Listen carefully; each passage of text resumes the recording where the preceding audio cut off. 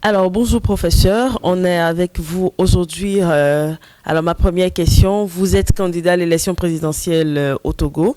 Alors, qu'est-ce qu'un homme de droit fait en politique et surtout pour briguer la magistrature suprême? Merci beaucoup, madame, pour cette occasion que vous m'offrez ce matin. Et le droit est un puissant instrument de développement, surtout lorsqu'on le manie très bien dans l'intérêt général.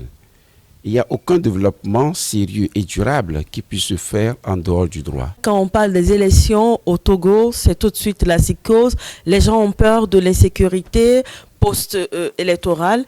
Alors, si vous êtes élu président, en dehors de cela, avec la menace terroriste, qu'est-ce que vous promettez au peuple togolais pour une paix apaisée et une sécurité maîtrisée dans tout le Togo?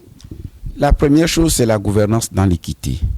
Quand il n'y a pas de poches de frustration, vous verrez que le terroriste qui arrivera apparaîtra comme un élément étranger. Ce sont les populations même qui vous aideront à l'extraire de la base.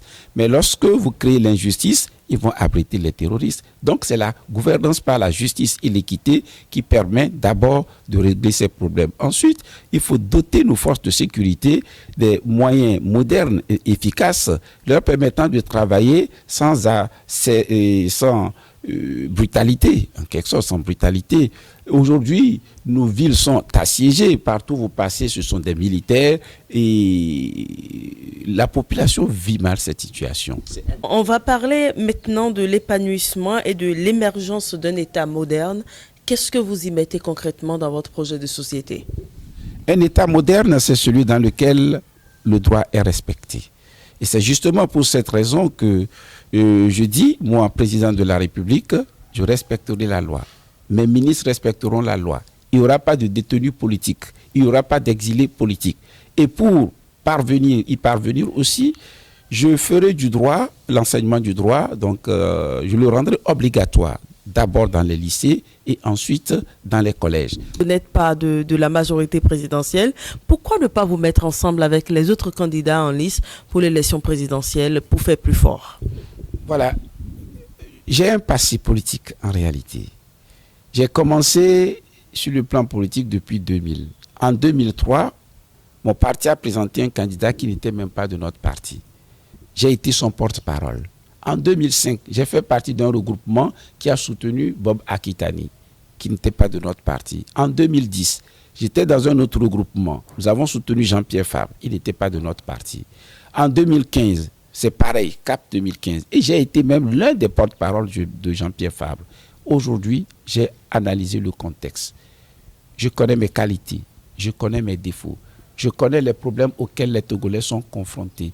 Et je sais, en l'état actuel des choses, que ma candidature est la meilleure. Et je le dis, je ne mens pas, parce que ça fait déjà plusieurs années ou décennies que je rumine les solutions à proposer pour régler les problèmes togolais.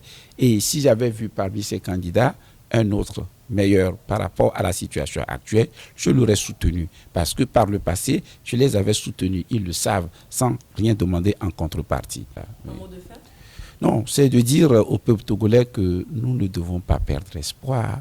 Nous devons agir, avancer. Certains disent que ces élections sont déjà jouées. Non, ces élections ne sont pas jouées. J'y vais avec la ferme conviction que je vais gagner. Et les jeunes qui y travaillent, je les encourage. Et je demande simplement aux Togolais d'aller voter massivement le 22 février et de voter pour le professeur Wolo Komi. Je suis deuxième sur la liste et notre symbole, c'est l'orange.